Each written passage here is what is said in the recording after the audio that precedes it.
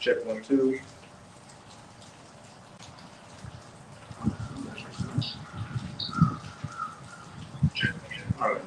All right, Shalom. Shalom. This is the brothers of GMS New Orleans coming at you with another live camp. But before we get started, as always, we're going to give all praises, glory, and infinite honors to Yahweh, Bahashem, Yahushai, Bahashem, Rakakwadash. Double honors to the apostles and elders of Great Millstone who rule and teach well, and peace and salutations to you sincere Akim out there, pushing this word of truth and sincerity to the four corners of the globe. May you brothers journey to the end, and to you few sincere Aqua diligently learning in silence. Shalom. Shalom. And hey, the topic for today's camp is just going to be the fame of the word, because we've had another situation where we've had to change locations. And it's been like that for, pretty much the last year or so. And, I've heard brothers talk in other camps that they've had to change locations. We mentioned it a little bit on last night's camp, that the brother in Vegas had his page, cut. Apostle Tahar, YouTube saying, you've reached your daily limit of uploading videos. About a week ago, you had YouTube, shut down for about 1 million users. And I think the brother Amawang Gabar was saying that you could see the video on YouTube, but when you went to click on it, it wouldn't work. So we're not ignorant of Satan's devices, as it says in 2 Corinthians 2, verse 11. We know what all these little tricks and, agendas Esau is ultimately coming with, to lead to the fame of the word, where these videos are no longer going to be on the highways and byways, and then, these videos are no longer going to be online on any of these different platforms, or the men of the Lord are no longer going to be on the highways and byways. So, as we always tell you Israelites out there, you so-called Negroes, Latinos, and Native Americans, hey, the windows and the doors of mercy are quickly closing. So you better be drinking from these rivers of living waters while you still can, because that spiritual spigot is about to be turned off. And if you're going to be dehydrated in that day, then that's just what it's going to be. But we know that the majority of our people aren't going to get it, until that death by pain. But we're going to start it off with that sequel. This is Ezekiel 33 and verse 30, and it says, "Also, thou son of man, the children of thy people still are talking against thee by the walls and in the doors of the houses, and speak one another, everyone to his brother, saying, Come, I pray you, hear what is the word that cometh forth from Yahweh." And again, that's the majority of our people. Here we see these prophecies coming to pass in real time, to the point where the average everyday person is talking about it. Nero 47 is getting ready to come down in great wrath on you tribes with ICE and these troop deployments. World War III is on the horizon. You've got countries all across the planet talking about a digital ID, which we know is going to lead to the sea hit. But what? Jake is still taking this thing as a joke.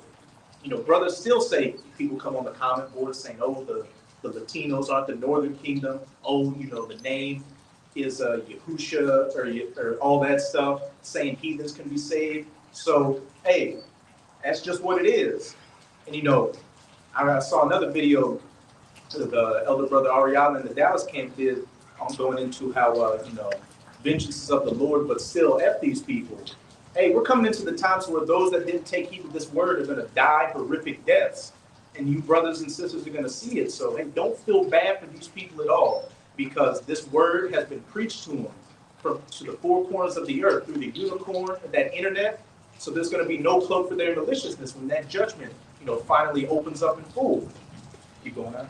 This is verse 31, and it says, "And they come unto thee as the people cometh, and they sit before thee as my people, and they hear thy words, but they will not do them. Keep reading. For with their mouth they show much love, but their heart goeth after their covetousness." Hey, as it says, they hear thy words, but they will not do them. For with their mouth they shew much love. And you shalom, drive-by shalom Israelites, you jakes on the comments that know that there's a camp around you, but what? You're still fencing. You still, think you have a 5 or a 10-year plan. You really just don't believe. You think this is just entertainment. It's just a bunch of, silly black men with funny garments on. Or they think it's a religion. Mm-hmm. So they'll be like, oh, I used to be a Hebrew Israelite. Hey, used to be your nationality? That don't make no sense. That means they never believe. That's like saying I used to be a human being. Yeah. What are you down? And this is verse 32, and it says, and lo, thou art unto them as a very lovely song of one that have pleasant voice, and can play well on the instrument, for they hear thy words, but they do them not. Verse 33.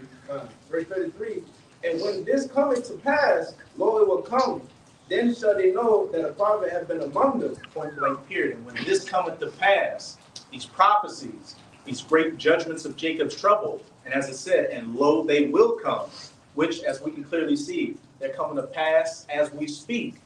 Then shall they know that a prophet had been among them. But for the majority of you, 2/3 of our people, at that point, it's going to be too late. The word's gone out. You didn't take heed. So what? The judgment has to come afterwards. But I know you said you were holding a precept. Other brothers hold the precept? Yeah. Kind of. We'll just start with you and go down the line. 2 Ezra chapter 5, verse 1. Nevertheless, as concerning the token, behold, the day shall come that they which dwell upon the earth shall be taken in a great number, and the way of truth shall be hidden, and the land shall be barren of faith. And we're living in these days right now where they which dwell upon the earth are being taken in a great number. Spiritually and mentally, Esau has this veil over these people and has got them confused on many different levels. And then the physical aspect's going to come when Yahweh Bahashem Yahweh Shai starts having people being taken in great numbers physically, getting sent back to the spirit world. But as I said, and the way of truth shall be hidden, and the land shall be barren of faith. You can clearly see, especially in America, this is a faithless, barren land. But as I said, the way of truth shall be hidden. As we're going into the famine of the word, where these video epistles are no longer going to be online, and the men of the Lord are no longer going to be on the highways and byways. And again, with just all this moving around we're doing and all these things happening with these social media platforms, we see that this is at the door. When it's to the point to where your average everyday heathen is has talking points that line up with what the men of the Lord have been prophesying, it's too late. That means, those birth pains are about to lead to, those contractions are about to lead to the birth, this baby of judgment, of Jacob's trouble being delivered. Actually, could you jump to verse 9 and read to verse 11 about Shah? 2 Ezra 5, verse 9. It says, and salt water shall be found in the sweet, and all friends shall destroy one another. Then shall wit hide itself, and understanding withdraw itself into a secret chamber. And salt water shall be found in the sweet. That can be literal with poison water out here, or what? Waters of things being good, salt being found in, situation just being bad out here. And all friends shall destroy one another, which we can go into many precepts. 2 Ezra 15, 2 Ezra 6, friends shall fight against one another, and a man shall have no pity upon his neighbor because of the lack of bread and for great tribulation. We see this whole situation brewing with the SNAP benefits getting cut off on November 1st, and people already talking about, wilding out here. And then you got the then you got the civil unrest brewing out here with, these troop deployments and ICE, not just going after, illegal immigrants, but going after legal immigrants. They're starting to come after the Southern Kingdom. So everything is just, again, at the door of breaking loose. And, you still have the prophets out here preaching these things to you. But with each passing day, it's dwindling more and more to where the message is going to be completely cut off. And as it said, and then shall wit hide itself, and understanding shall withdraw itself into his secret chamber. Keep going. And shall be sought of many, and yet not be found. Mm-hmm. Then shall unrighteousness and incontinency be multiplied upon earth. Keep going. One land also shall ask another, and say, is righteousness that maketh a man righteous gone through thee? And it shall say, no, And when we get to that Amos, it backs this up. One land asking another, is righteousness that maketh a man righteous gone through thee? Do you have the truth? Do you have answers what's going on? And it shall say no. The fame of the word and just people just going on their own instincts out here, trying to survive, which is exactly what Esau wants. He's creating the chaos to bring about the order so that you people can ultimately get that C-hip in you. And as K. Schwab said, eat the bugs and be happy. But get some of y'all's precepts. Okay, that's the book of Ezekiel, chapter 3 and 26. And it reads, and I will make thy tongue cleave to thy roof of thy mouth, and that thou shalt be dumb, and shalt not be to them a reprover for their rebellious house. God. I got a little bit more. Verse 27, it says, but when I speak with thee, I will open thy mouth, and thou shalt say unto them, thus saith the Lord Yahweh, he that heareth, let him hear, and he that forbeareth, let him forbear for their rebellious house. Hey, what is it saying? I think Revelation 22, let the wicked still be wicked still. Let the adulterers still be adulterers still. Pretty much at this point, the only thing we can tell you is, look, hey, if you ain't changed up yet, you might as well just keep going along with it.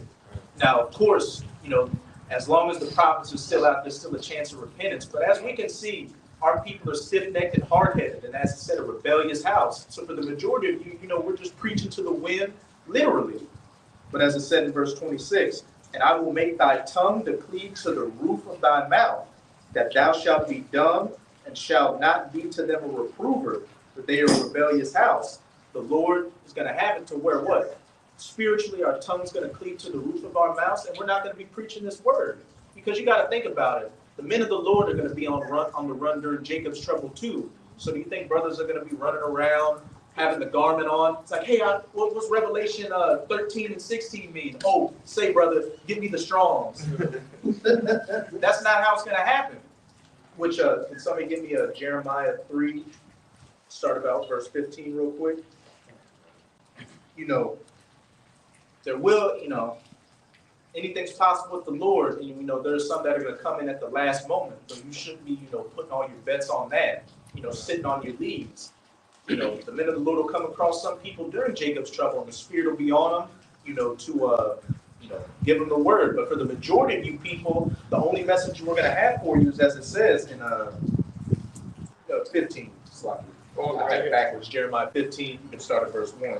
This is the only message we're going to have for the majority of you. I'm right here. You want? This is Jeremiah 15 and verse 2, right? You start at verse 1 and read down 2, 3, Father Bishop. I had it backwards. This is Jeremiah 15 and 1, and it says, then said Yahweh unto me, though Moses and Samuel stood before me, yet my mind could not be toward this people. And that's a heavy statement. The Lord said, though Moses and Samuel stood before me, the prophets, my mind could not be towards this people, because they gave, Israel gave Moses hell, Israel gave Samuel hell, and for the majority of those Israelites, what had to happen? Great judgment. Right? It's no different today. 2/3 of our people are giving the prophets hell. So what? The Lord can only come with that spiritual spanking. And it says, cast them out of my sight, and let them go forth. And it shall come to pass, if they say unto thee, whither shall we go forth? Then thou shalt tell them, thus saith Yahweh, such as are for death to death, and such as are for the sword to the sword, and such as are for the famine to famine, and such as are from captivity to the captivity. And for the majority of you, that's the answer you're going to get. Whither shall we go forth? What do we do? Such as are for death to the death, such as are for the sword to the sword. And getting killed by these troops out here, whether foreign or domestic, such as are for the famine to the famine, starving to death out here, which, on top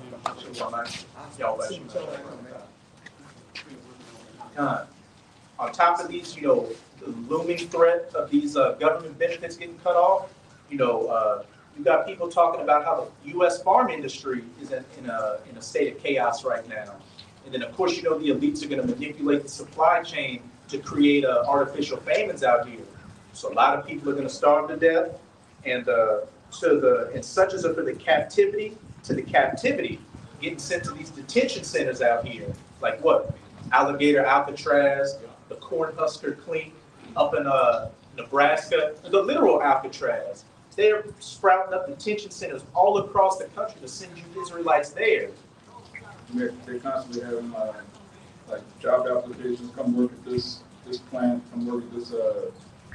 They don't call them concentration centers, but I mean that's clearly what it is, man. We saw it Europe afterwards. Mm-hmm. All the groundwork is being laid, and it's been laid for decades at this point. Our apostles and elders always reference this lady who used to be in the U.S. Army back in the mid-'90s, talking about detention camps and concentration camps and mass death coming to the American citizen.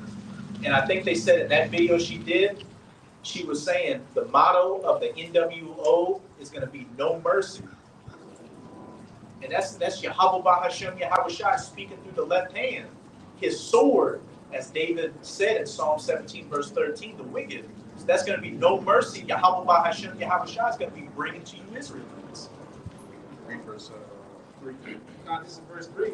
And it says, and I will appoint over them 4 kinds, said Yahweh, the sword to slay, and the dogs to tear, and the fowls of the heaven, and the beasts of the earth to devour and destroy. So on top of famines and troops and civil unrest and race wars, you're going to have these animals out here attacking and butchering people.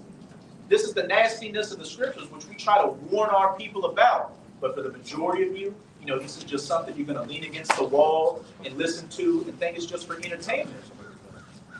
But we'll get back to some of those precepts. We'll just go down the line. This is Shalom, man.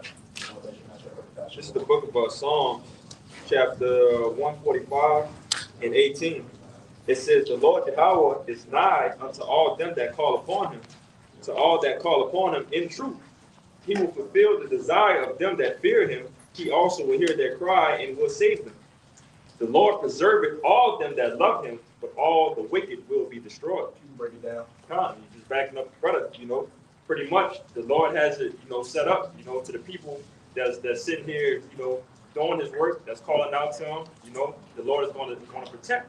Okay, but at the end of the day, the people that's continue to be niggas, that's continue to disregard the Lord, they're set for their judgment, which is going to come at the end of the day.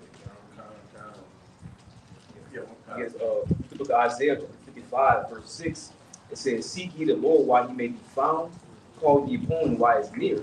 Verse 7, let the wicked forsake his way, and the righteous man his thoughts, and let him return unto the Lord, and he will have mercy upon him, and to our power, for he will abundantly pardon. But 2/3 of our people, they're not seeking the Lord. Right? What are they doing? They stop and they mock. They hate the message that we send. And we tell them, like, look, you don't seek the Lord in these times while he's near, while his hand is out. The prophets, the men of the Lord, you will be destroyed. That's going to be a sad king, Jacob's trouble. Just like the brother you made a word, like, don't lift up. It's a scripture in Jeremiah, I think it's chapter 7, it says, lift up not cry, pray not for these people, because they had a chance to repent. They had a chance to take heed. What are they doing? All man's wickedness, scoffing, all type of Read verse 11. In Isaiah 55. Isaiah 55, verse 11 reads, so shall my word be that go forth out my mouth, and it shall not return to me void, but it shall accomplish that which I please, and it shall prosper in the thing whereunto I sent it. Backing up that Ezekiel 33, we started off with. In 33, what did it say? For when these things shall come to pass, and lo, they will come, then shall they know that a prophet hath been among them. And as it says right here, so shall my word be that goeth forth out of my mouth. It shall accomplish all that which I please, and will not return unto me void. So the fame of the word is coming. And what comes after the prophet's not speaking is that great judgment, which there is no escaping that. You've got a lot of Israelites out there that like to say, oh, we've been through enough. Jacob's trouble already happened. Well, if that's the case, then why, when it talks about Jacob's trouble, it says it's been a time like no other? You Jakes are in for a rude awakening. And for the majority of you, you're not going to get woken up spiritually until those troops are kicking in the door and sticking that bayonet in your face. This is Amos 8, it started at 11. Behold, the days come, said Yahweh power, that I will send a famine in the land, not a famine of bread, nor a thirst for water, but of hearing the word of Yahweh. And hey, that's the ultimate, fan of the word scripture. As it said, behold, the days come, which these days, you can say we're in these days right now. They just haven't fully manifested themselves. Because, you've got all these different things taking place to what? Make it harder and harder for the men to preach the word. Behold, the days come, saith the Lord Yahweh, that I will send a famine in the land. So that's coming too. A physical famine. Not a famine of bread, nor a thirst for water, but of hearing the words of Yahweh. Keep going on. Verse 12. And they shall wander from sea to sea, and from north even unto the east. They shall run to and fro to seek the word of Yahweh, and shall not find it. Backing up that second Esdras 5. One land shall say to another, is wisdom gone through thee? And they shall say, no. Unless Yahweh Bahashem Yahweh Shai puts it to where you come across a man of the Lord. For the majority of you people, once the word's cut off, like Michael Jackson, this is it. You're not going to find it, and you're going to have to navigate yourself through Jacob's trouble without knowledge, wisdom, and understanding to be your stability. So you're going to be completely unstable out here. Read verse 13 now. In that day shall the fair virgins and young men faint for thirst. Hey, not having those sweet waters. It's going to be salty in that day because you're not going to be able to find anything, and you're going to be spiritually dehydrated. You're going to have to get it how you live.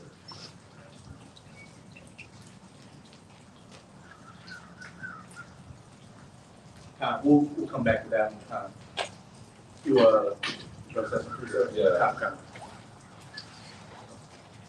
Yeah, this on Proverbs 1, and I'm gonna start at 24. It says, because I have called and ye have refused, I stretched out my hand and no man regarded me. But ye have said not all my counsel and would none of my reproof. Which verse were you at? 24. Start at verse 20, Baba Bashar. This Proverbs 1 and 20, it says, wisdom cried without, she uttered her voice in the streets. Keep going. She cried in the chief place of concourse, in the openings of the gates. In the city, she uttered her words, saying, how long, ye simple ones, will you love simplicity? And the scorners delight in their scorn, and fools hate knowledge. Keep going. Turn you at my reproof.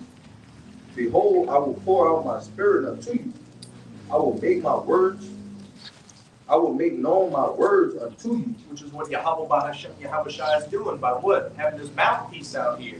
The prophets making his words known unto you. And as it said in verse 20, wisdom crieth without, she uttereth her voice in the streets. She crieth in the chief places of concourse, in the opening of the gates. In the city she uttereth her words with what?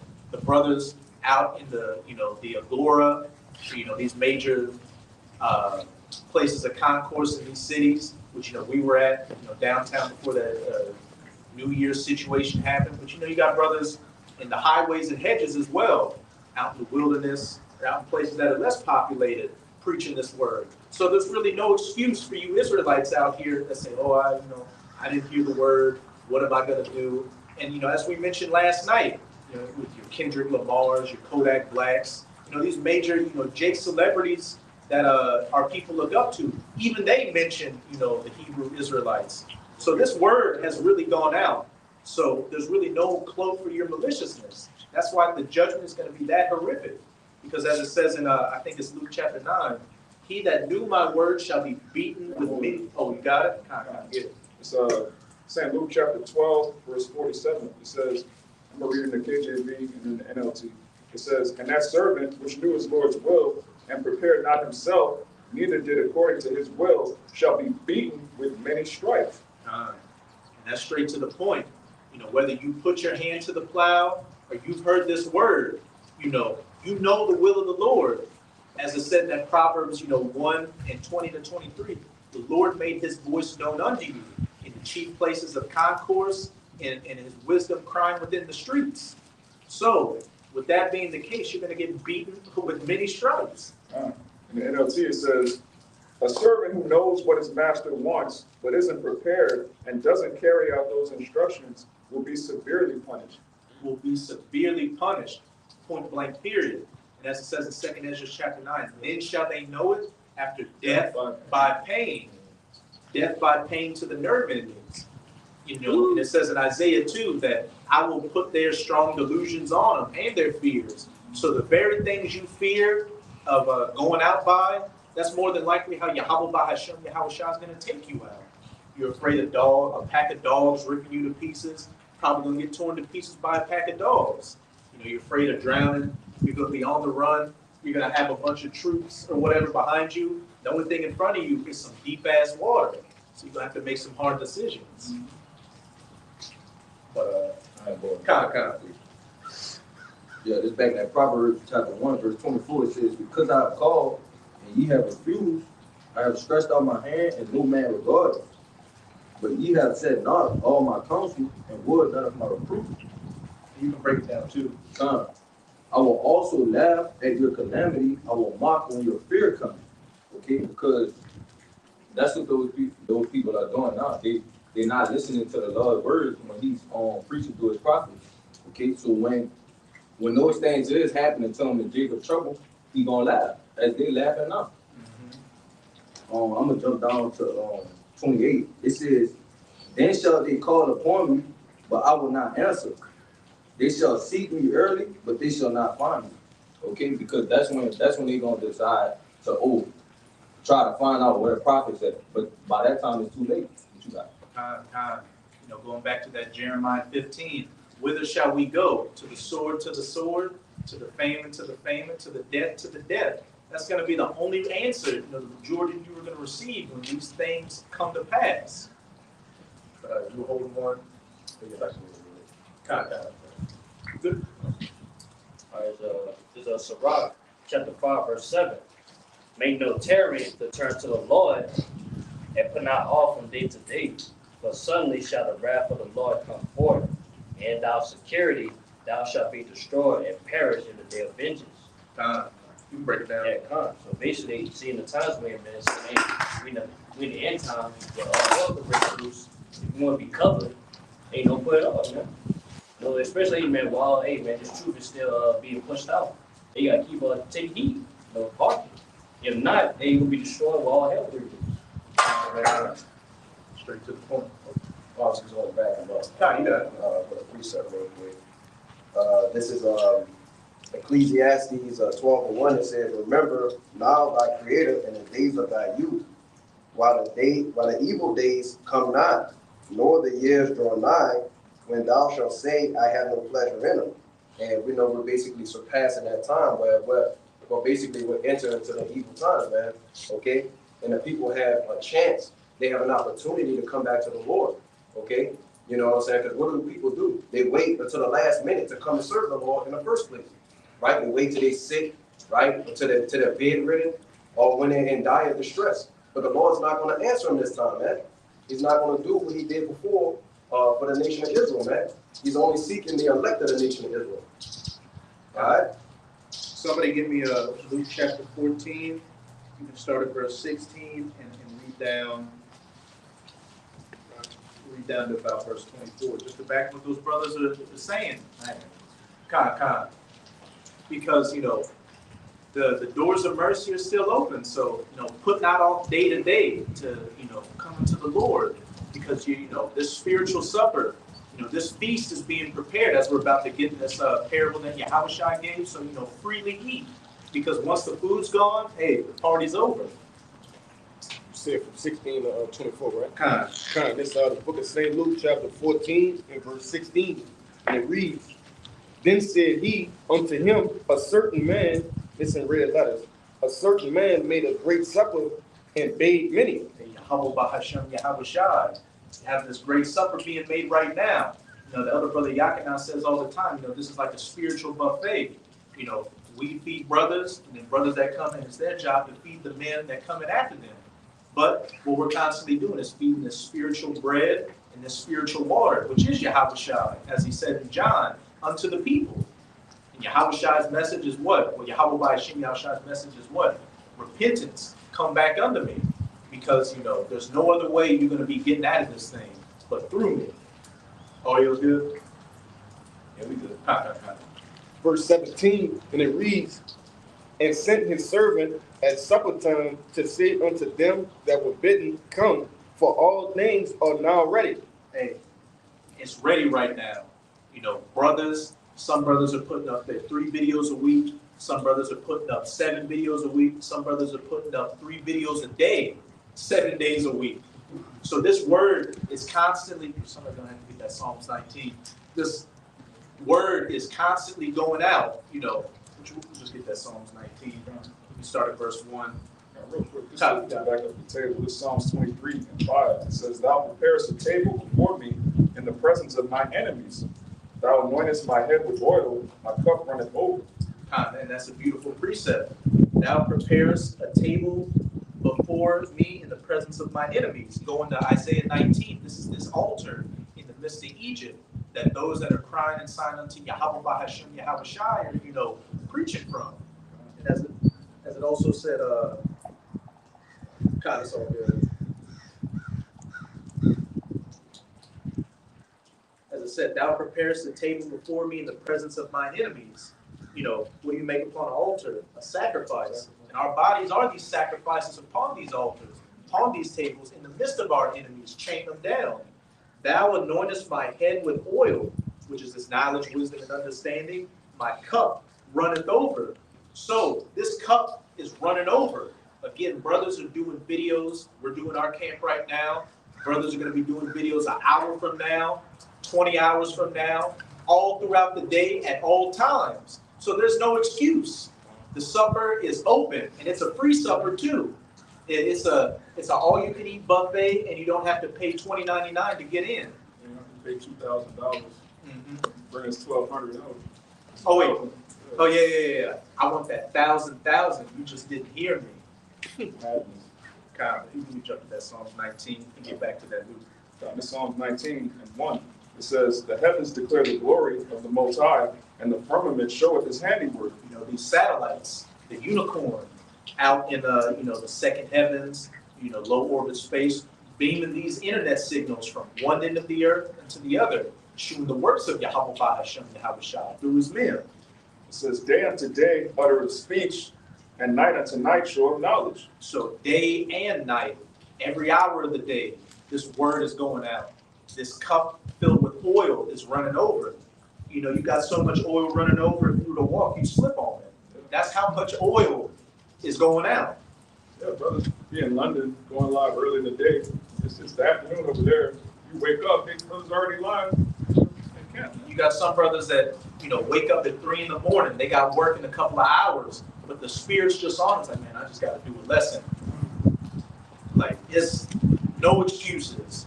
It says, there is no speech, speaking of no excuses, there is no speech nor language where their voice is not heard. You got brothers in the Philippines speaking their language, brothers speaking Spanish, in sign language. Yeah, if you got a brother speaking in sign, multiple brothers speaking in sign language, what are we doing? Right. And isn't that the brother in Holland too?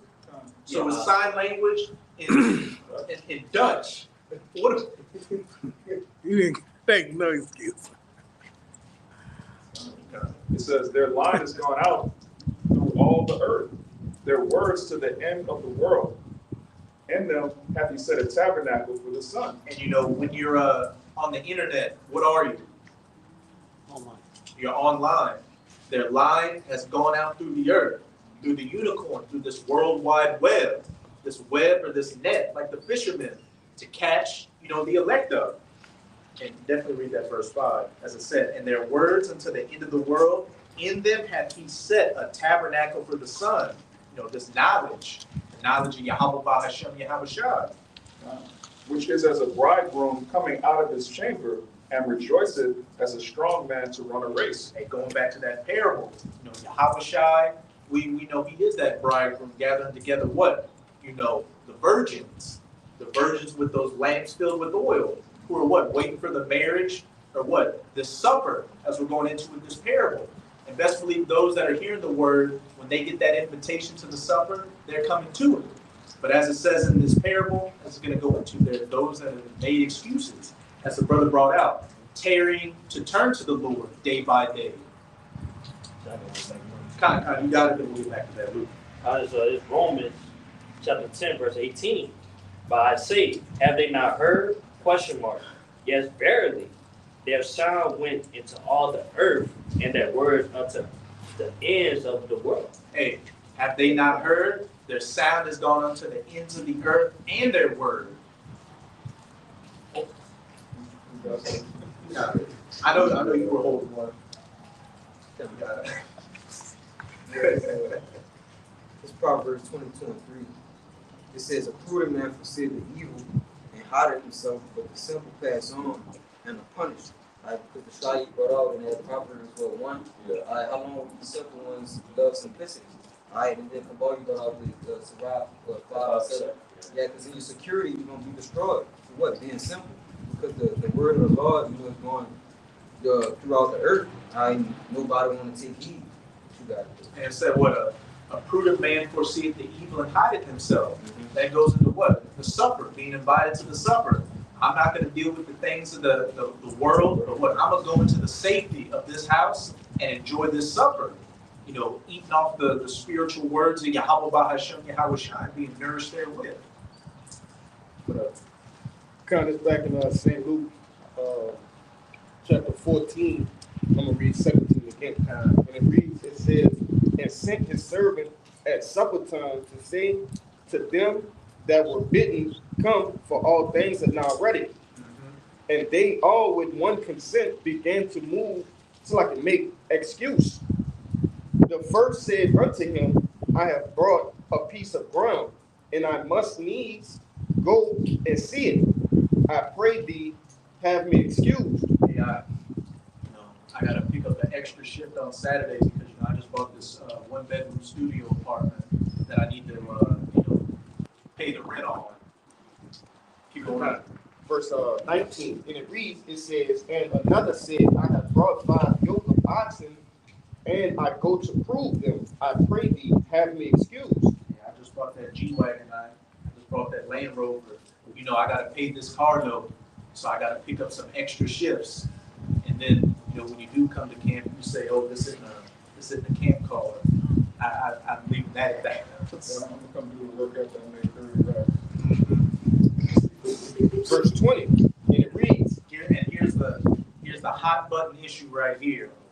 Verse 20, it reads, it says, and another said, I have married a wife, and therefore I cannot come.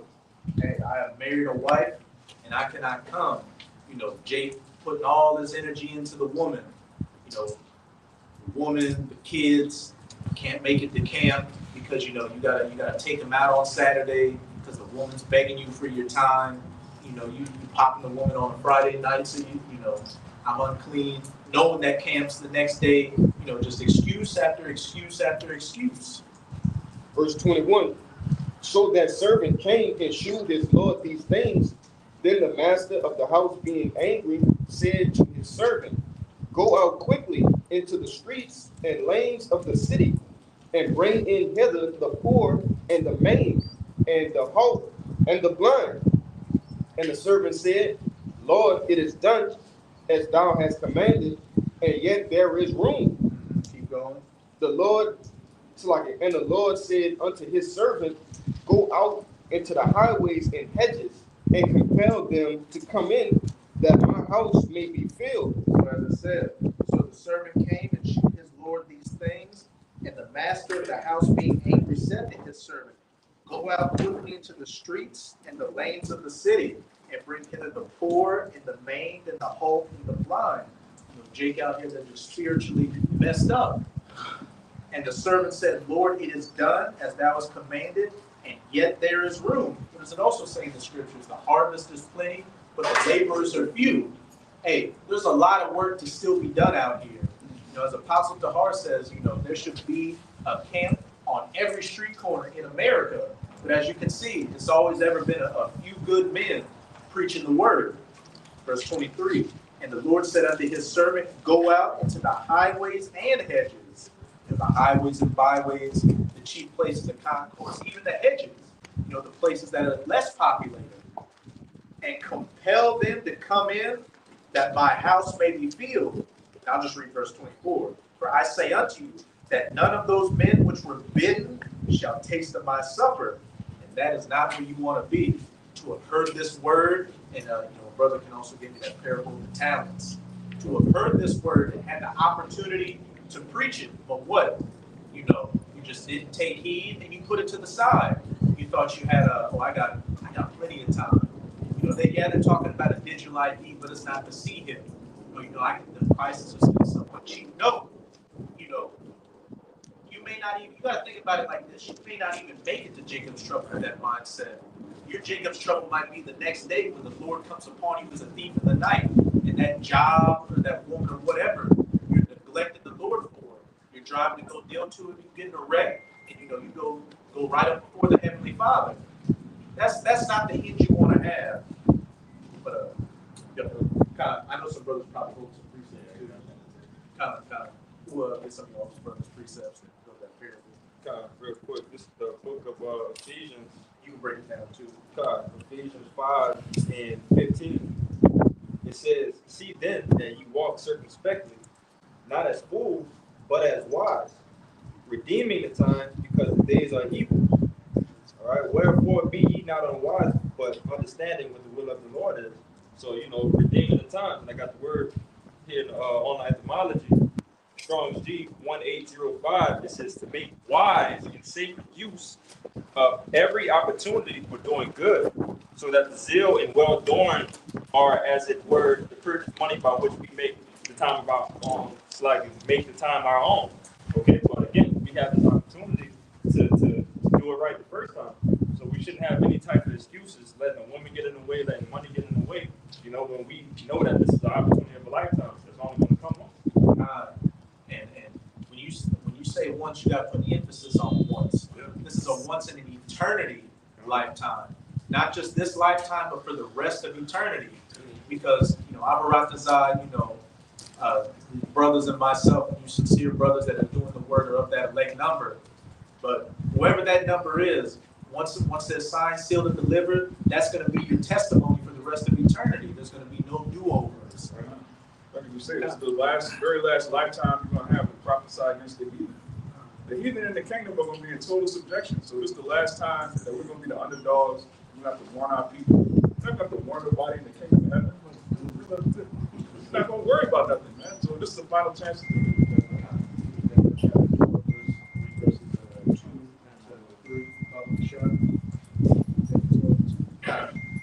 This is Daniel 12 and verse 2, and it says, "And many of them that sleep in the dust of the earth shall awake, some to everlasting life, and some to shame and everlasting contempt." And that dust represents confusion, which before we came into the truth, we were all in a state of confusion, calling ourselves by these bywords, believing in that American dream. But when we woke up, we came out of the dust.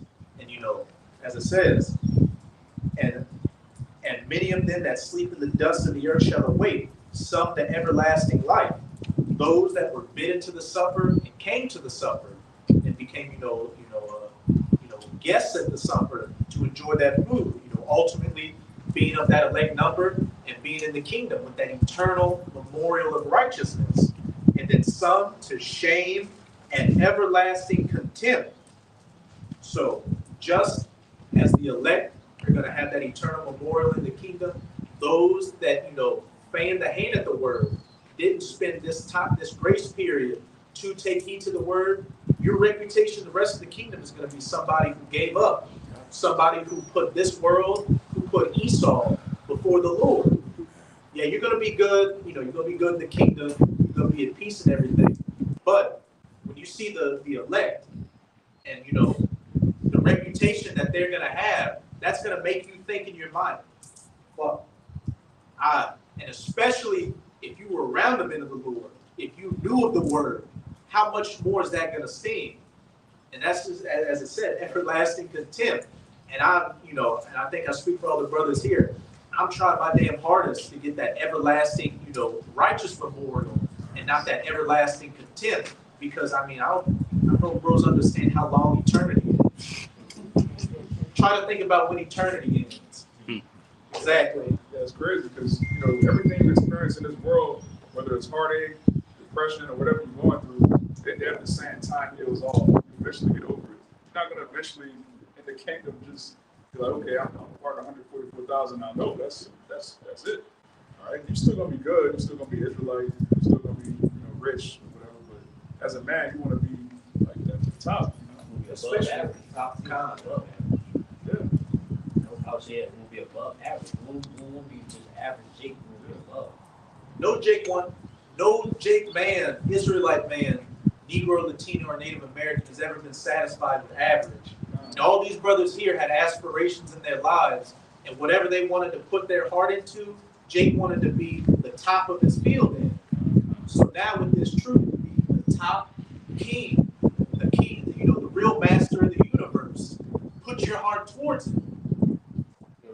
All of them, they all complete alphabet, top of the line. You're not fucking with that. Uber alphabet. Yeah. Go infinity man. Omni man.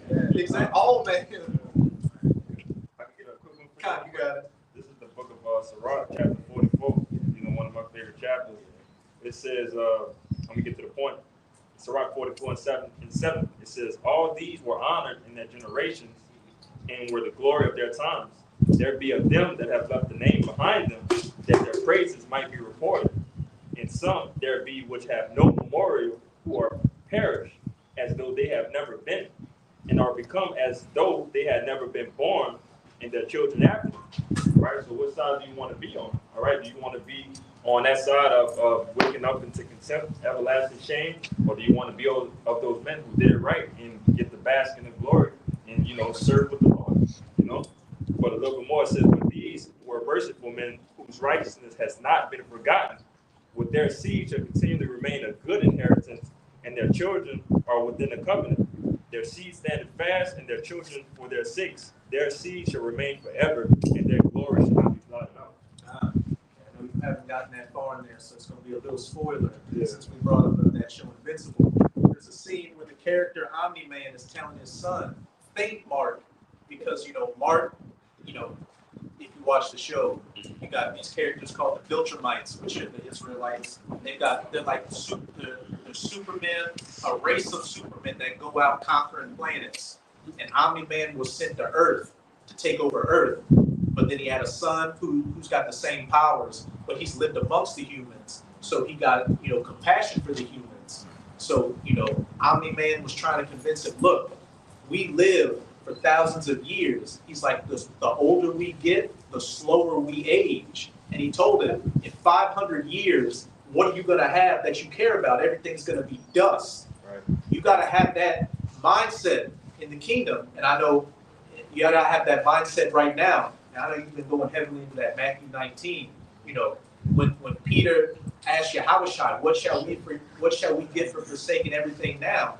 Yahushua told him, look, those that forsake mother, brother, father, lands, wives, children on this side shall receive 100-fold in the kingdom.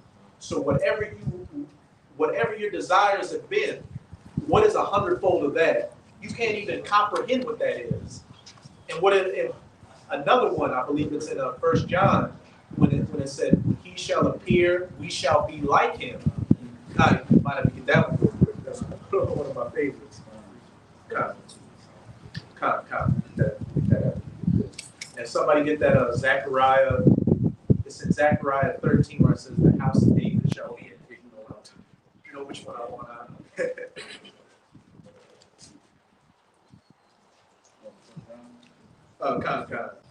Yes.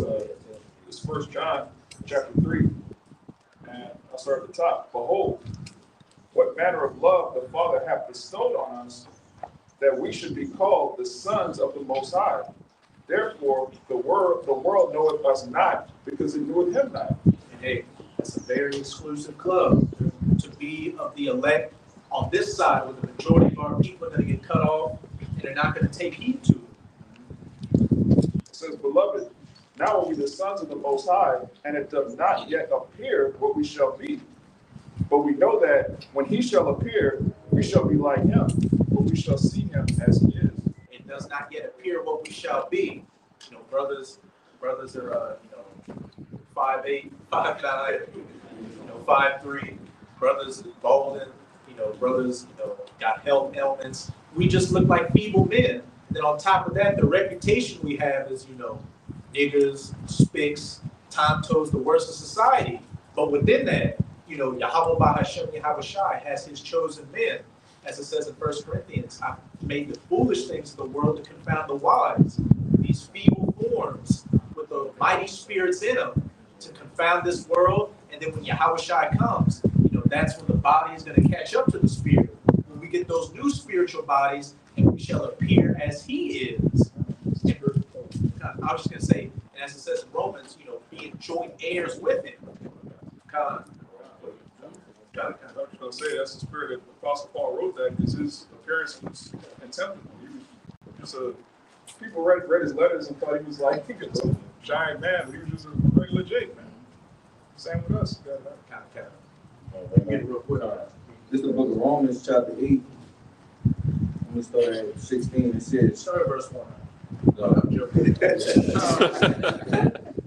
Verse 16, it says, the Spirit itself beareth witness with our spirit that we are the children of the Most High. And because, especially with the prophets, the spirit of the prophets is subject to the prophets.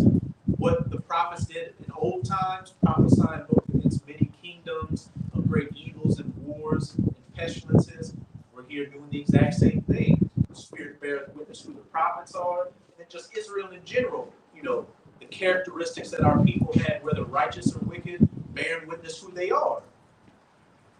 Verse 17, it says, and if children, then heirs of the Most High, and joint heirs with Hamashiach, if so be that we suffer with him, that we may also be glorified together. And the great sacrifice, the innumerable sacrifice that Yahweh Shai made for us, what was his reward? Sitting at the right hand of the Father, waiting to come and reclaim his kingdom, to where everything, as it says in Revelation 5, above the heavens, on the earth, and beneath the earth, are going to bow down at his feet.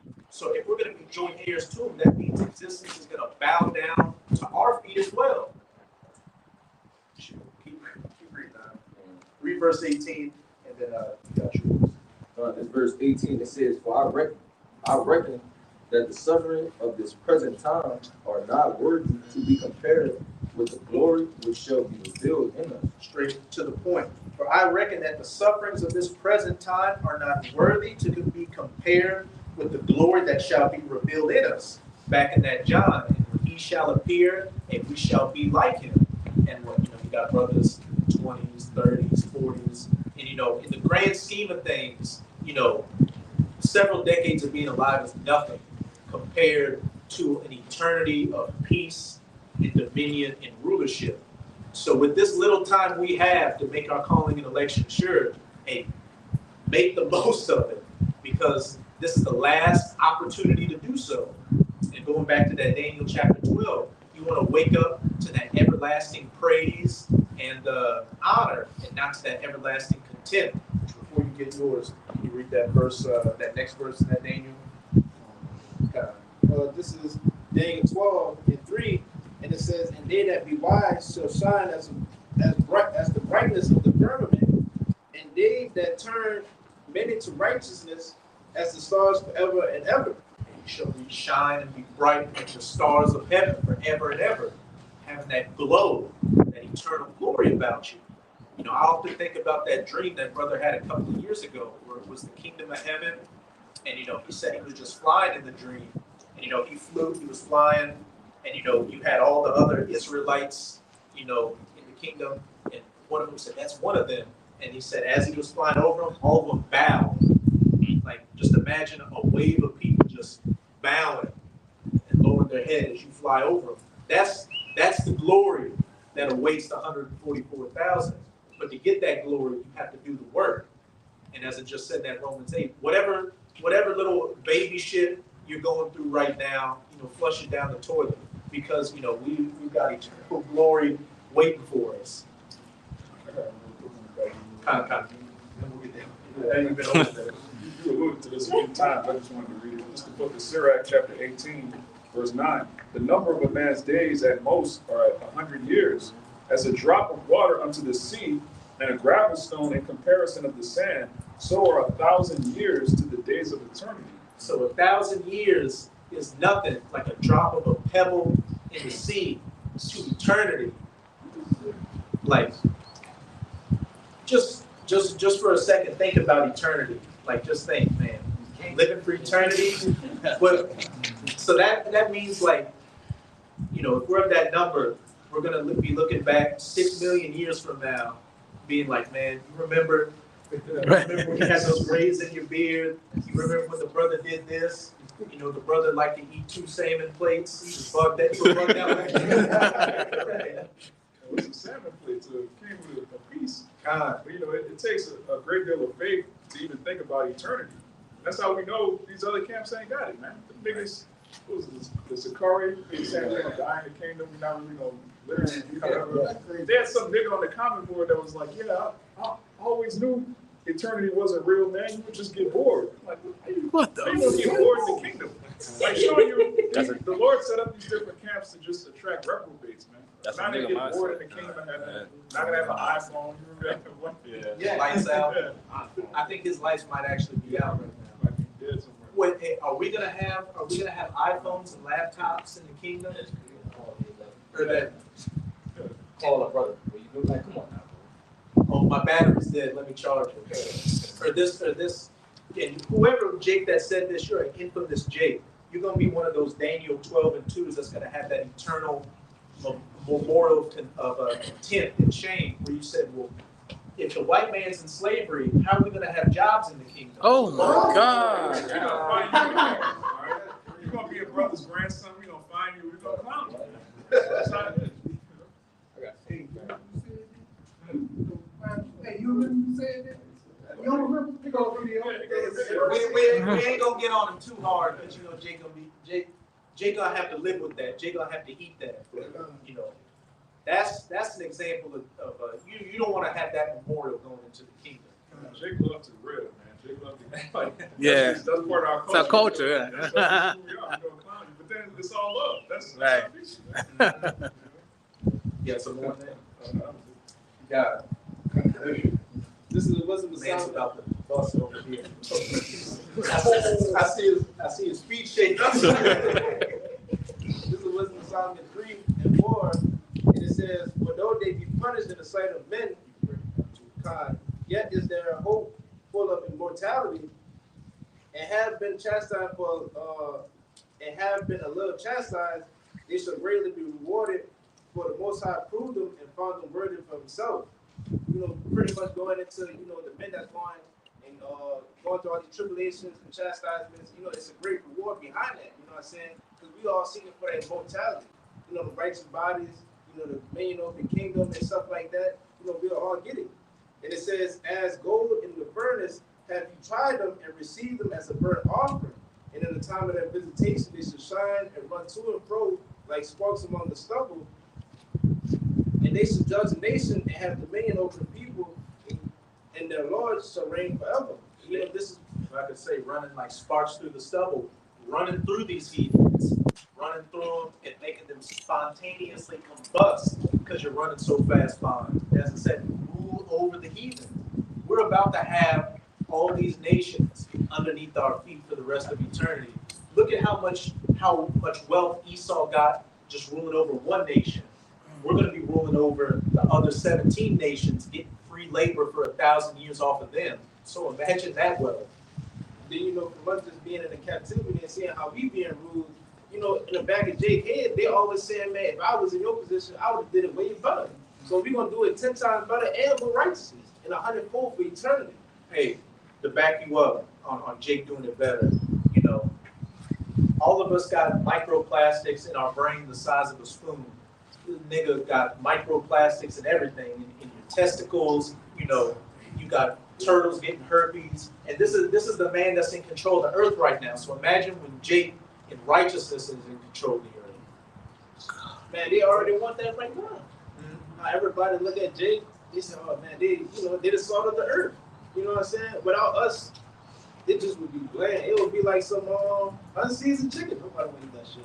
That shit trash. And Esau, as much as Esau likes to say, go back to Africa, which we're not from Africa, Esau would never let Israel go, because that's where he gets his power from. Any nation that had Israel underneath them was unstoppable. It's just the average loser out here, an Edomite that's worried about a 9 to 5 and his 401k. That's like, oh, niggas go back to Africa.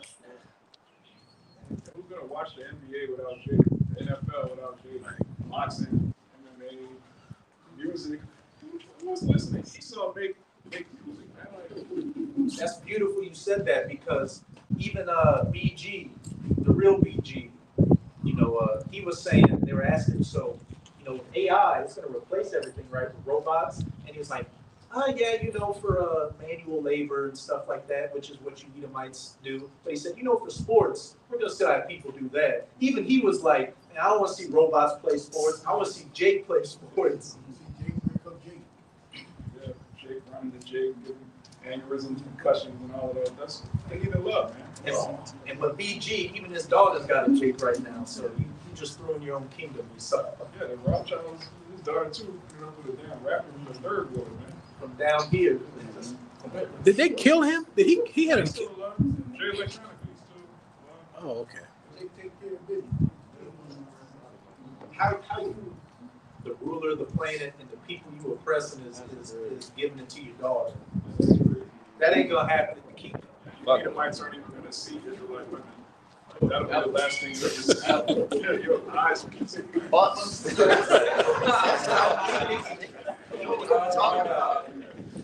Israelite woman by accident, you're gonna pluck out your own eye. That's how serious it is. Hey, it's like my boy said in Reservoir Dogs. He was like, if you kill me in a dream, you better wake up and apologize. If you see an Israelite woman in your dreams, you better wake up and apologize. You gotta look at Edom, freak ass, he ain't looking for no one. They're gonna be looking for Jay in the kingdom. They're gonna be trying to look underneath the golf. That's the reprobate that's ruling over. Don't bow that close to me, man. Back up. That's what that. This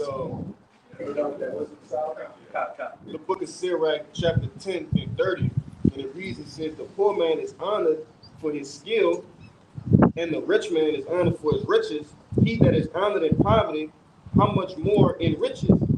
And he that is dishonorable in riches, how much more in poverty? Just going back to what these brothers was, saying, hey, nothing will be how it is without Jake. So how much more in the kingdom, man? Hey, this devil is low and he's all the way at the top. So what about when he's at the bottom in the kingdom of heaven? Man, he's gonna be lower than low. He's gonna return back to that base of base men. He's gonna be the base of base. If that's the thing, And you made a beautiful point. I can't remember how it came up in the conversation, but I forgot the point. but pretty much, just backing up what the brother was saying. Oh, now I remember. It's like with any other nation outside of Esau, even though these nations hate Jake, the one thing everybody has in common is they hate you so-called white people. You can start a conversation with a Moabite or a so-called Chinese person, an Ishmaelite or Arab, and it gets on Esau, and we can come to some common ground. And that's why while you're in your rulership, everybody hates you. They just go along to get along because you're in power. But as the brother brought out in that Sirach, when a man who's in riches is hated in those riches, when you're in your poverty, you're going to be looked at as less than nothing. Yeah. All the heathen, they're going to see what we do to Esau, and they're going to be grateful to Yahweh Shah that they're not Edomites. Even though they're going to be beneath us, they're still going to be over you. It's the same way, like when slavery was in its heyday, these heathen were like, look, at least I'm not a nigger. I'm oppressed, I'm broke, but I'm not like this nigga right here. In the kingdom, they're gonna be like, damn, I'm fucking old white, but at least I'm not a Edomite. All these punching his at least I'm a Moabite. And if I can say it real quick, and they're gonna go even harder on you Edomites because they're still gonna be getting into slavery, but they'll be like, man, I followed your red ass looking down on the children of Israel, and now they're beating the shit out of me because of you. Everybody's going to be wanting a piece of Esau in the kingdom. Especially Amalek. Oh, yeah. Oh, Amalek is going to be the worst. And they're the most evil. Hey. People hate Amalek now. Oh, yeah. We're going the comments to these videos, like the small hats, Everything. the chosen people, like saying it mockingly. Giving praises to the Austrian painter. Yeah, and even people like around us, you know, some people walking by, you just hear like regular conversation. That's the name that they bring up the most. You know, I hate them with a heart, you know, stuff like that. People be pissed at Amalek. Oh, yeah. Bricks at Amalek, bro.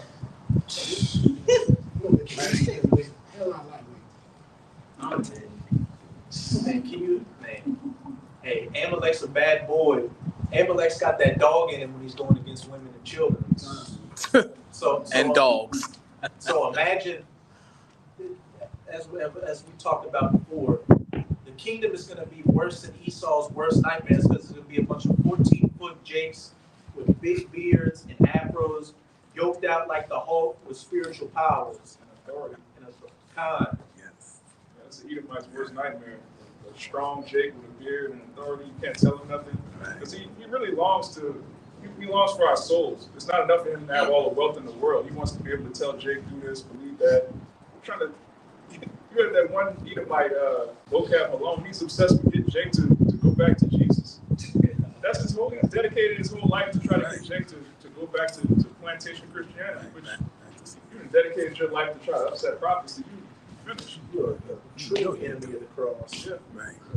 Which I know you like that one in Baruch, so hold that for me. The enemies have surely seen your shame, so that so shall they see your glory. But y'all brothers hold anything? Y'all can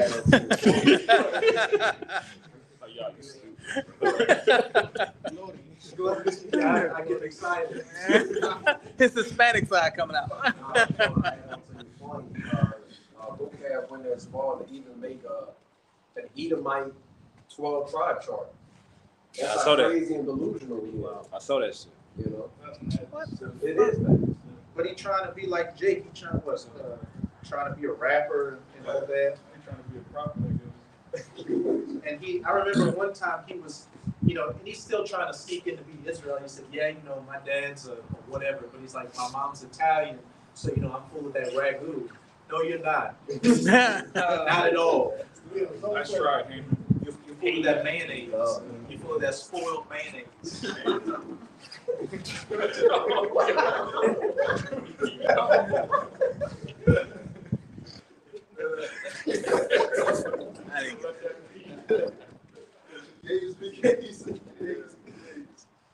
But y'all brothers got yours pretty set. You can break it down too.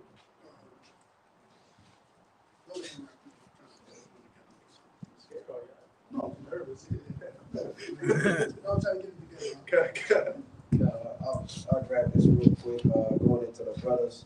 What you said earlier, being likened unto King David. This is Zechariah 12 and verse 8. It says, in that day shall the Lord defend the inhabitants of Jerusalem, and he that is feeble among them at that day shall be as David. So the feeblest among Israel is going to be as David. And when we go into David and his mighty works, he was unstoppable. He was invincible. It said he hopped over walls like he had hinds feet. He could bend iron bows. The elder brother Yakina brings up all the time when the apostles went to a museum that had some ancient artifacts. There was a shield, David's shield, and he said David was on the shield doing a headlock to a lion, and he said David on the shield looked like the Hulk. Can you imagine it said David played with lions cubs as bears. And so for fun, David was playing with bear cubs and lion cubs. Swing. Yeah, I think he had also said his crown was like the size of a basketball for 50 pounds. And his sword was like 75 pounds or something. I believe it's is it 1 Samuel, 2 Samuel 12, where it talks about him when he took the Ammonite king crown, and they say they weighed a talent. Then I would look the talent up and it's 75 pounds. Oh my God. Can you imagine walking around with 70 pounds on your head? Like nothing? Like you just chilling on your throne with 70 pounds on your head. Yeah, our stature. So that shows the strength of our people in the past. And David was the Israelite of Israelites. So the people amongst us is going to be as David. Now let's see what the part 2 says. And the house of David shall be as God, as the angel of the Lord before them. And the house of David shall be as God. What does that even entail? Like, and the powers that come with it, from ever. Yeah. You got it. All right. This is the book of Luke 16. I'm gonna start at verse 19. Just wanted to, like you said, how Amalek will be a slave in the kingdom, and how we gonna rule them. The parable of Lazarus and the rich man. Verse 19. There was a certain rich man which was clothed in purple and fine linen and fared sumptuously every day. And there was a certain beggar named Lazarus, which was laid at his gate full of sores. Lazarus represents Israel as the other name. And that certain rich man is Amalek, who we talking about earlier. They got all the riches on the earth right now. God, those dogs look at the swords of these heathens, put the gas stations and the Chinese chicken joints in the weed shops into our communities, feeding us poison while they live in the suburbs, living fat off of our misery. Verse 21. Desiring to be fed with the crumbs which fell from the rich man's table. Which is what Jake gets, from the lowest Jake even to the highest Jake. You have some of these Jake celebrities that are worth hundreds of millions of dollars, but what's that to a trillionaire? I mean, trillion doesn't even compute with these elites. When you control the earth, your wealth doesn't have a number on it. Yeah. They don't even have millions. So look at Kanye West. He went from a billionaire to a millionaire overnight. How can you do that? You have billions of dollars. Talking against the rich man. No, I was just gonna say he really didn't even have access to his money. Really. That's the type of things that Esau does with his contractual stuff, the fine print, so to speak. That's a lot of these folks. I was gonna say Esau could turn off the banks anytime. Go get your money. They got armed guards, Chase, JP Morgan. Put your money with Esau, it still is. That's his face. When your face is on the money, like, you're through. If you're not the nation whose face is on the money, you're through. And just to back up what that brother was saying, like, this, our people that are so-called successful and made it, it's all an illusion. Because how do you have money, but you don't have access to the money? I gotta go get permission to go get money from the bank. Even when you try to withdraw more than like 10 bands, they ask you why, fill out this form, submit this to the IRS. But it's your money, but you got to get permission to get your own money out the bank. You can't even carry, like $5 because if you get pulled over with it without a receipt or something to be there, they can confiscate that. This is not yours. All right. Moreover, the dogs came and licked his soul. You say with the other nation, coming in the Jake neighborhood with their business. And it came to pass that the beggar died and was carried by angels into Abraham's bosom. The rich man also died, was buried. In hell he was lifted up. In hell he lifted up his eyes, being tormented and seeing Abraham before all, and Lazarus in his bosom. And that hell is Esau in slavery in the kingdom. Because as brothers always say, heaven and hell represents a condition. When you're in your heavens, you're in rulership. When you're in hell, you're in the condition we're in. Verse 24, and he cried and said, Father Abraham, have mercy on me, and send Lazarus that he may dip the tip of his finger in the water and cool my tongue. And that's Esau begging for mercy in the kingdom, which is going to be no mercy. You just forget about begging. You're going to have to drink that cup to the dregs. And we even see this spirit with these Edomites now. Just look back with 911. That's when Esau gets attacked, that's when he wants Jake to come and help defend him. Come help whenever anything bad happens, especially now. With this government collapsing and Nero 47 being a tyrant, that's when Esau is like, we're all being oppressed by the elites. We all got to come together. I said, now they won't come together. Now y'all saying, you've been so. We laugh at y'all, sir. You go on TikTok and Instagram, they just crying, weeping, crashing out living.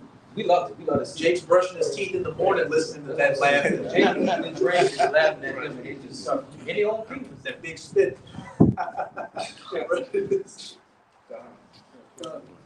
Why I am tormented. Oh.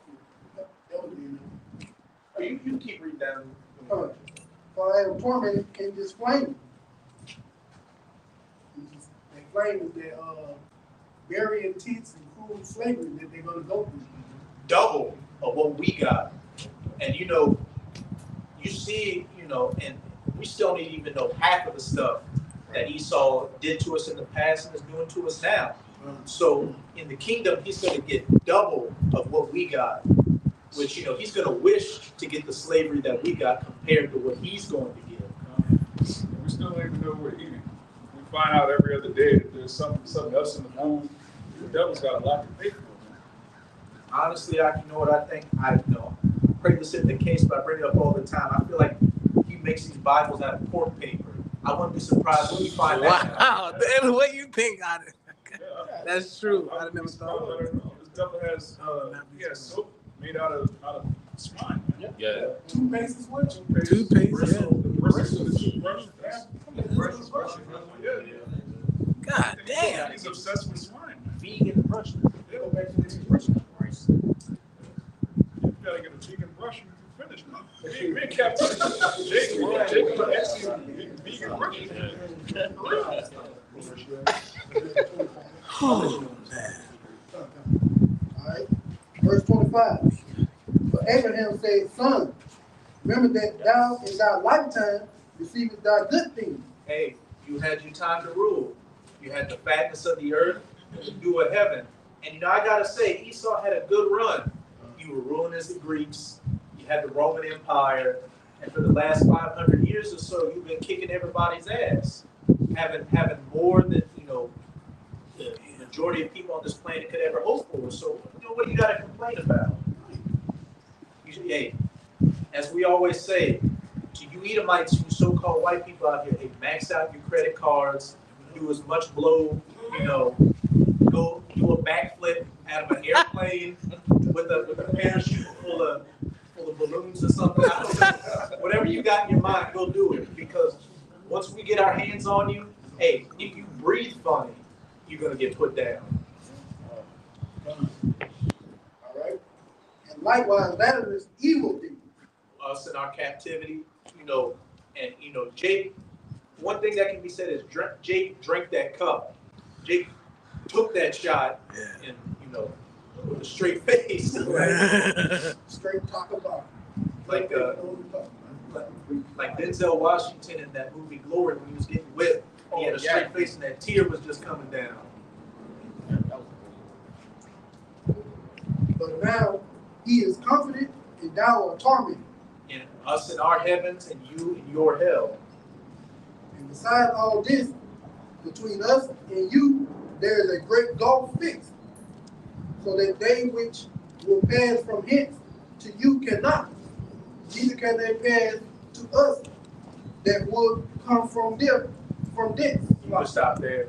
That great gulf fixed, like even which it wouldn't be the case, even if the Israelite wanted to help you like that, there's no reason to or no will to. We're not even going to be the same species of beings. We're going to be extraterrestrial beings. You're still going to be a man. Lord said he's going to put his spirit on us. Yeah. So you ain't getting no help. Jake not angry enough right now. No, right. You just know a little bit of what this devil's done. Right. And Jake ultimately has compassion. Even in the ancient world, the Lord told us to smite everybody, just put everything down. Jake leaving this person alive. Jake not angry enough, man. The Lord, that's why, as the brother said, the Lord said he's going to put his fury on us. They're going to know my fury. The Lord's going to use us as his, the same way he's using Edomites right now to punish us. He's going to use us to punish you. Hey, this real quick, this St. James. That's the spirit. Reveille. The cavalry. Let the cavalry come in. And the cavalry's about to come in. This St. James chapter 2, verse 13, it says, for he shall have judgment without mercy that have showed no mercy. and mercy rejoiceth against judgment. Right? So devils, if you treated us fairly, what y'all like to say, oh, we ended slavery, y'all should thank us. We took y'all from Africa, well, hey, whatever you did to us, we're gonna do to you double. So if you're so proud of your history, you have nothing to worry about. Right? All right, if you treated the so-called Negroes, Latinos, and Native Americans fairly, then you have a fair treatment coming to you. You should be happy. Yeah, why do you always feel so guilty about your past if you said you didn't do anything wrong to us? Right. And that's why Trump went into the museum, the Smithsonian, and did what he did. Yeah, to take erasing the history of slavery, because that's one thing they always say about slavery in America. That's America's original sin. This whole country was built off of the great robbery, murder, and even until this day, the blood, sweat, and tears of our ancestors, all the way until us. And as I said, the brother Kaya's favorite precepts in Wisdom of Solomon, they made our life a marketplace and a place for gain. Everything is designed to just be a parasitic suck off of the children of Israel. I got a precept real quick to back you up. This is James 5. You can break it down. I'm just gonna go straight to the point. In 5, it says, it's talking about Esau. It says, "Ye have lived in pleasure on the earth and been wanton. Ye have nourished your hearts as in a day of slaughter." Verse 6, it says, "Ye have condemned and killed the just," going into the Israelites, man. Giving us, a hard bondage. You know what I'm saying? Basically, breaking our backs in, man. And literally killing us, man.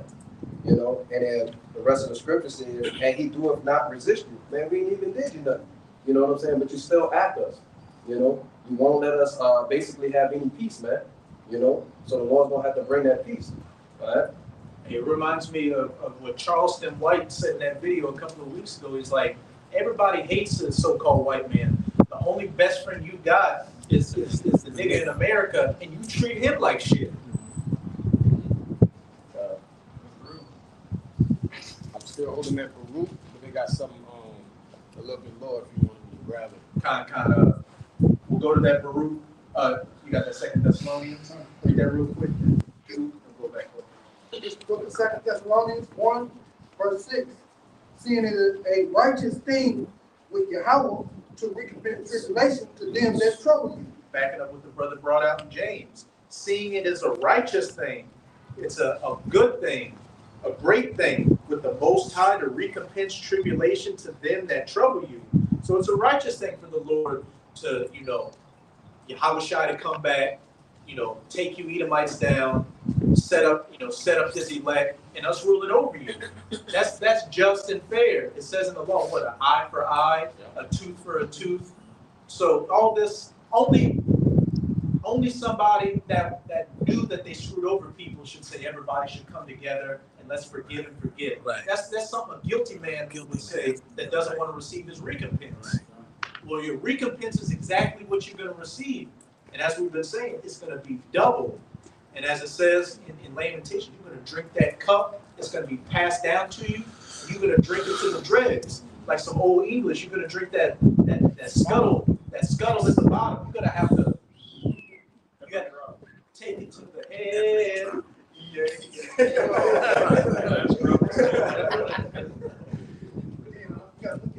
That's why I'm saying they beat us. They still beat us. They ain't quit. They're saying we should come together while still violating them. They're crazy. Right. It's not like they stop. But you can get yours. This Isaiah 51 and 22. It says, "Thus said thy Lord, Yahweh, and thy power that bringeth the cause of his people. Behold, I have taken out of thine hand the cup of trembling." That's the spirit. That's the one I was thinking about. "Even the dregs of the cup of my fury, thou shalt no more drink it again, but I will put it into the hand of them that afflict thee, which have said to thy soul, bow down, that we may go over.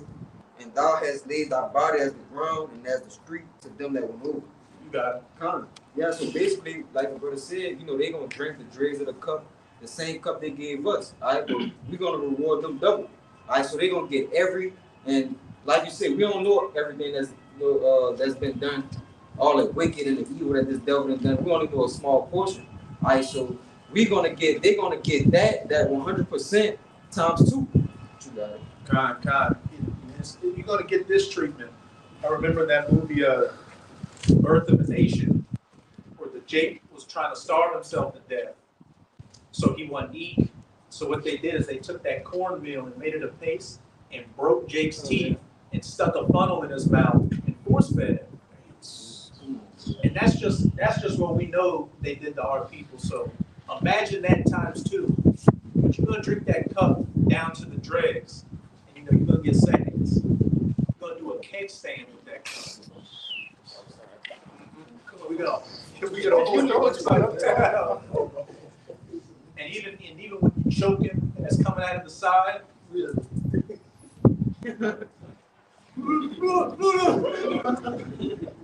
gonna be a lot of lamentations and you got it, man. This Revelation 18, instead of 5. It says, "For her sins have reached unto the heaven, and the Most High have remembered her iniquities. Reward her even as she rewarded you, and double unto her double according to her works. In the cup which she had filled to her double." You got it. But that's just backing up that point of them having to get double of what they have done to us. As a brother brought out, earlier, that this cup is running over with oil with us preaching this word. That cup of slavery is going to be running over for you. That's a cup that's never going to run out until that 1,000 years are up. This is Revelation 13:9. It says, "If any man have an ear, let him hear. He that leadeth into captivity shall go into captivity, and he that killeth with the sword must be killed with the sword. Here is the patient and faith of the saints." And that's straight to the point. He that hath an ear, let him hear, vocab. Because I know you tried to say, oh, that doesn't mean that. That's exactly what it means. I can't think of any other interpretation for that. He that leadeth into captivity, the transatlantic slave trade, colonialism in America, shall go into captivity. He that killeth with the sword, the whole history of our people. And we're just talking about this current rulership you have. We ain't even gotten to the Greeks or the Romans. You still have to pay for Cain. You have to pay for all that. So that's compounded interest of slavery that's coming to you. Okay, I said it don't mean that. Guess what? In the kingdom, you're gonna understand the scriptures perfectly. You're gonna be able to break down every verse dealing with captivity and slavery. It's gonna be your reality. You're gonna live the scriptures. You're gonna have the curses. All you Amalekites that want to be Jews, you're gonna have the curses of the 12 tribes of Israel. All right, Deuteronomy. Well, we get it. Congratulations.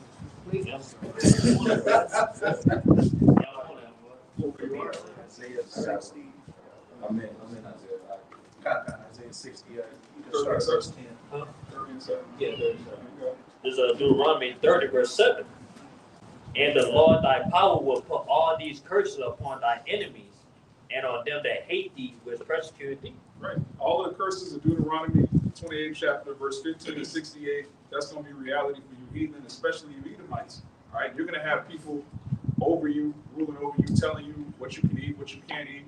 All right. You're going to have to go to your enemy for everything, the want of everything. All right.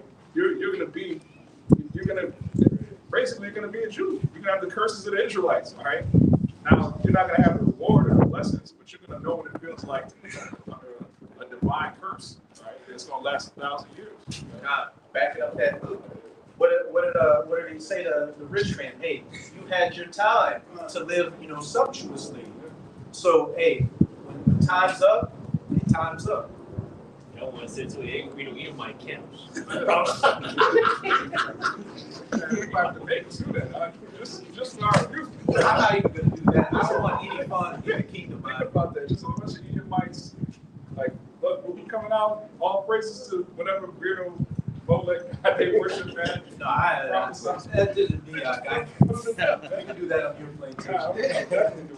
But on my plantation, you're going to have to smile. I want to see you smile. No matter, even if you're getting beat, you got to smile. Oh, no. See, I told you, when I told you last time, I said in my plantation, it's going to be illegal to smile. You're gonna have to smile on mine. It's gonna be illegal. Don't smile. You better grow some teeth and smile. Where's your teeth at? You knocked them out, Lord. Well, you better find some. That's teeth to put crazy. in That's there. crazy, man. Hey, I can make cool just to knock it back out. I said, if they're caught smiling at me, you slacking on your pimp. Like, wait, I'm not doing a good job fucking you up. All right, cool. Turn the heat up. Hey, that's will be up already. Don't slack. Yeah. Yeah. Nasty. So, quick precept to back you brothers up. This is Revelation 3 and verse 9. It says, behold, I will make them of the synagogue of Satan, which say they are Jews and are not, but do lie. Behold, I will make them to come and worship before thy feet, and to know that I have loved thee. Right? So just going into backing your brothers up, going into Amalek, saying that they basically, J double O's and they not. But the Lord at the end of the day is going to have them come and worship us. You know what I'm saying? Being Lords over them, rulers over them, man. That's what's coming with, the kingdom of heaven.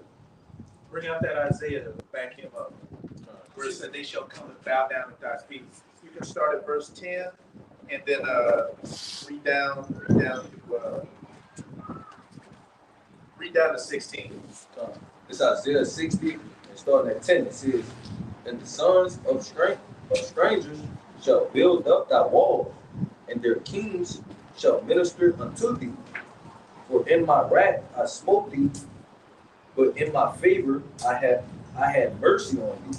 Favor, it's beginning right now with the elect waking up, then comes the salvation, and then the ultimate favor in the kingdom, where it says the strangers shall come unto thee and build up thy houses and thy walls, and kings shall minister unto thee. Slaves in the kingdom of heaven. That role reversal.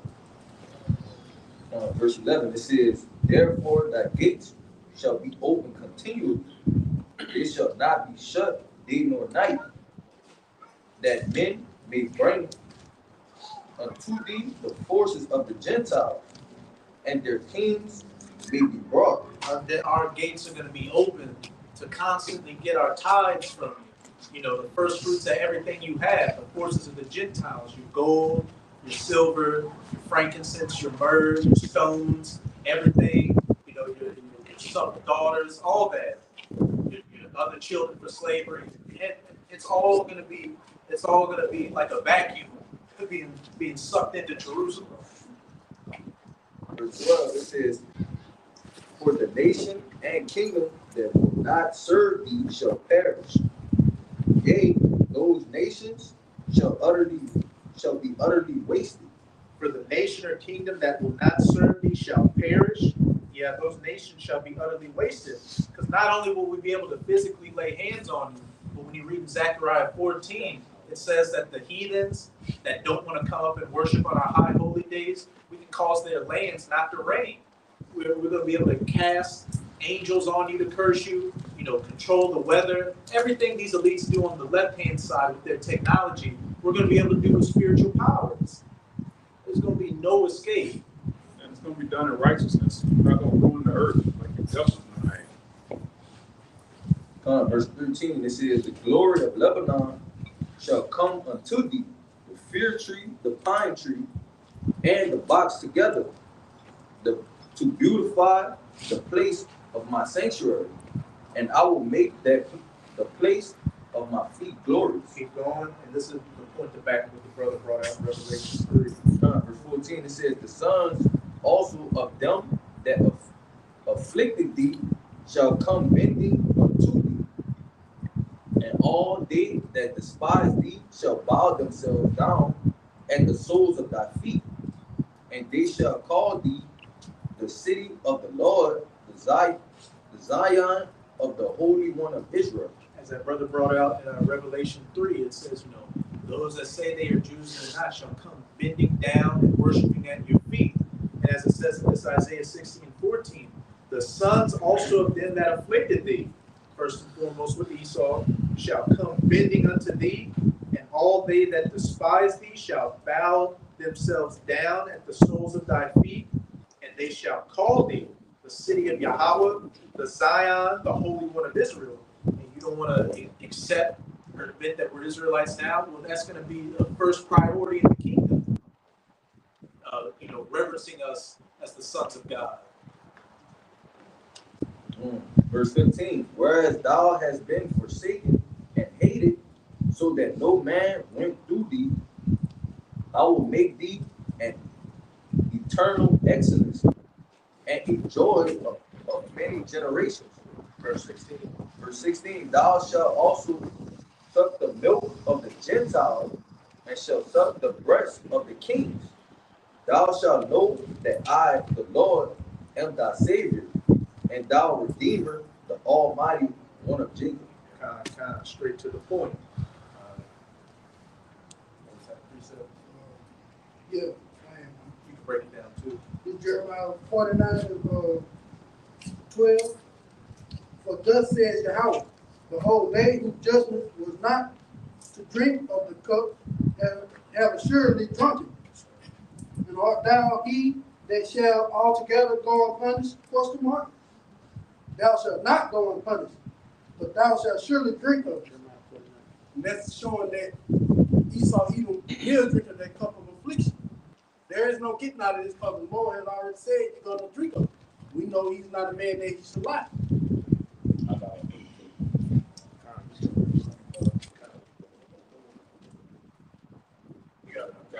This Isaiah 14:2. It says, and the people shall take them and bring them to their place. And the house of Israel shall possess them in the land of the Lord for servants and handmaids. And they shall take them captives who captives they were, and they shall rule over their oppressors. Straight to the point. They shall rule over their oppressors. Which chapter was that in? That was Isaiah 14. Kind. I know in another one it says too, where it's like, and kings shall be thy nursing fathers, and queens thy nursing mothers, and they shall lick up the dust of thy feet. Which they're literally not going to be licking up the dust of our feet. That's just for you freaks out there. That's just symbolic for them being in a low position, bowing down to us and reverencing us. 49. You got it? Yeah. You can bring it out real quick. It's Isaiah 49 and 22. It says, thus says the Lord, Yahweh, behold, I will lift up my hand to the Gentiles and set up my standard to the people, and they shall bring thy sons in their arms, and thy daughters shall be carried upon their shoulders. And kings shall be thy nursing fathers, and their queens thy nursing mothers. They shall bow down to thee with their face toward the earth, and lick up the dust of thy feet. And thou shalt know that I am the Lord Yahweh, for they shall not be ashamed that wait for me. Faith and the patience of the saints to get that dominion and rulership over these nations. And hey, you Rothschilds, you Rockefellers, the hidden families that we haven't seen or heard the names of. There's going to come a point to where you're going to be on all fours on your face worshiping us. As hard as that is to believe. Hey, seeing is believing. You definitely going to see it. And I was just going to add on to what he was saying. It's so wicked now. In today's time, he used the verse for literally now. So he'll tell Edom if he's remorseful about doing X, Y, Z, lick my boot or kiss my boot. Go back to work Monday. Yeah, Right. he's still being oppressed, and he still do it to this day. That's crazy, man. We're going to close down that group, but you brothers got we'll just go to the last round. This is Sirach 33 and 25. It says, if thou set thy servant to labor, thou shalt find rest. But if thou let him go idle, he shall seek liberty. And that's what happened, in the past. After Jake took over the Roman Empire and ran those devils into the mountains, they had time to sit there and plot and scheme. And they came down, started wiggling their way into the royal families and positions of power, had the Renaissance, and here we are today.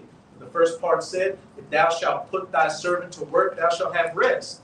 Keep him constantly occupied, as he keeps, these Americans occupied. That's why a lot of them don't even have time to think about rebellion or anything outside of a 9-to-5 when you're working 3 9-to-5s and living paycheck to paycheck. And it says, a yoke and a collar do bow the neck. So are the tortures and torment for an evil servant. Send him to labor that he be not idle, for idleness teaches much evil. They got that saying, what, idle hands are the devil's playground. And it says, send him to work as it is fit for him. If he be not obedient, put more heavy feathers. And you already gonna get double on you. So that's gonna be quad feathers on you.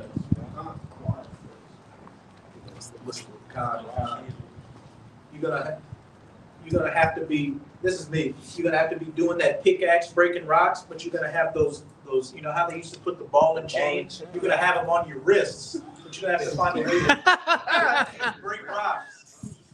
And that's it. Even if I wanna give you a pickaxe, some days I'm gonna be like, hey, use your fists to break the rocks. Use your face. Grab your brother. Grab your brother. Use the Amalekite as a pickaxe. Grab your Grab his nose. The nose says the animal.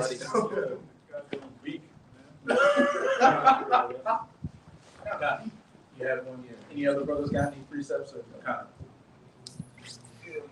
Yeah, this Jeremiah 30:16. It says, therefore all they that devour thee shall be devoured, and all thine adversaries, every one of them, shall go into captivity. And they that spoil thee shall be a spoil, and all they, and all that prey upon thee will I give for a prey. You can break it down. I'll read 17. For I will restore health unto thee, and I will heal thee of thy wounds, said the Lord Yahweh, because they called thee an outcast, saying, this is Zion, no man seek it after. Yeah, but it says, and all thine, therefore all they that devour thee shall be devoured, and all thine adversaries, every one of them. So when you go into Psalms 83, the Lord, this is our enemies, it's chiefly you Edomites, man. So we were devoured by you and everyone under you, all the other nations, y'all gonna be devoured too, because y'all gonna get double that cup. That's the point. It's the book of Baruch, chapter 4, and verse 23. And it reads, it says, for I send you out with mourning and weeping, for Yahweh will give you to me again, with joy and gladness forever. Like as now the neighbors of Zion have seen your captivity, so shall they see shortly your salvation from our power. And that's beginning right now, you know, as it says in Psalms 50, and I will put them in order before you. You're seeing the elect wake up and preach this word in truth, and, you know, bringing about the end of your rulership, as it says in Matthew 24, verse 14. You know, this gospel of the kingdom shall be preached in all the world for a witness unto all nations, and then shall the end come. Hence why Esau wants to bring the fame of the word to try to avert prophecy. But what does it say in Acts? We can do nothing against the truth, but for the truth. By you bringing about the fame of the word, you're just fulfilling prophecy. You're caught dead to rights. And it reads, it says, which shall come upon you with great glory and brightness of the everlasting. My children suffer patiently the wrath that has come upon you from Yahweh, for thine enemy has persecuted thee, but shortly thou shalt see his destruction, and shall tread upon his neck. And, you know, we can see that these days are being shortened quickly. You know, this year's almost up. Like, it felt like January 2 months ago. And I've noticed within even my daily life, it's like the days are getting shorter, and then the hours within the days are getting shorter. It's like, okay, so I woke up, I'm at work, and then it's only a couple of hours, and it feels like, man, I don't even have time to finish the job. Like, I'm running out of time. So the Lord is speeding up the times for the elect's sake, and shortly we are going to see the destruction of this devil. And then the next part, tread upon his neck. When the elect come off those chariots and, you know, punch through those holes like Omni-Man and drag you out of those rat's nests, like the rats you are, and put them cold chains on you. I'm going to jump down to verse 30 and read a little bit of that. All right, Baruch 4 and 30, and it reads, it says, 35. It says, take a good heart, O Jerusalem, for he that gave thee that name will comfort thee. Miserable are the cities that afflicted thee, and rejoiced at thy fall.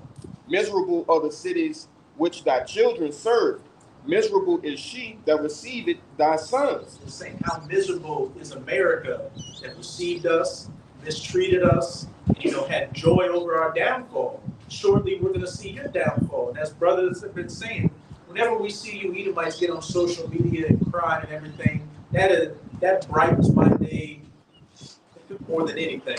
To see you finally get everything you deserve. And it hadn't even gotten bad yet. You've already broken down. So imagine when it gets worse. You Edomites aren't built for pressure. And as you always say, I don't know how they're going to make it through the 1,000 years. You're gonna be like it's gonna be like Weekend at Bernie's. You're gonna be dead, but it's gonna be a spirit in you having the body still working.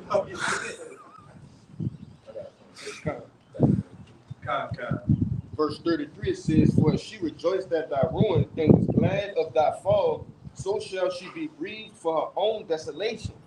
For I will take away the rejoicing of her great multitude, and her pride shall be turned into mourning. Exactly what we're seeing. This is an Edomite lady I was watching the other day, and she literally looked like a corpse talking. That's how bad she was looking. She was like, "This ain't America anymore. We ain't supposed to be struggling like this." Hey, bitch. That's what it is, and that's what it's going to continue to be. Verse 35, it says, for fire shall come upon her from the everlasting, long to endure, and she shall be inhabited of devils for a great time. When those nuclear missiles hit this place, and then it becomes that desolate wasteland, that eternal memorial where only those desert creatures are going to dwell here forward. But this Sirach 25:7, it says, there be 9 things which I have judged in my heart to be happy. In the tent I will utter with my tongue. A man that had joy of his children, which Israel's finally going to have in the kingdom. What does it say? A little one shall become 1,000. Jacob will be able to sit down and actually, enjoy being, a father, a mother. You don't have to worry about my kids are going to school with some PDF files with green hair, teaching them about donkeys. Trying to be child support in the kingdom. Oh yeah. No rubbers. Able to produce. All right, be fruitful and multiply like we were intended to do. Children are all going to be righteous. All of them. Princes and princesses. Everything you ever wanted to do, you're going to be able to do it and then some. And if you want to sleep till noon, you can sleep till noon. You don't have to get up at 6 in the morning. Not sleeping. Yeah, not sleep at all. All right. it says, and he that liveth to see the fall of his enemy. Straight to the point. He that liveth to see the fall of his enemies. And we're seeing the beginning of that fall right now. And from here on out, it's going to get sweeter and sweeter watching you suffer more and more. Okay, so with that, we hope Sincere Akim and Akwak are edified by another live camp. But before we get out of here, as always, we're going to give all praises, glory, and infinite honors to Yahweh, Bahashem, Yahweh Shai, Bahashem, Rakakwadash. Double honors to the apostles and elders of Great Millstone who rule and teach well. And peace and salutations to you, Sincere Akim, out there, pushing this word in truth and sincerity to the 4 corners of the globe, being brothers enduring to the end. Ababa ball, Ababa ball, Ababa ball, Ababa ball, Ababa ball, Ababa ball. Kwam Yasharala, Kwam Yasharala. Shalom.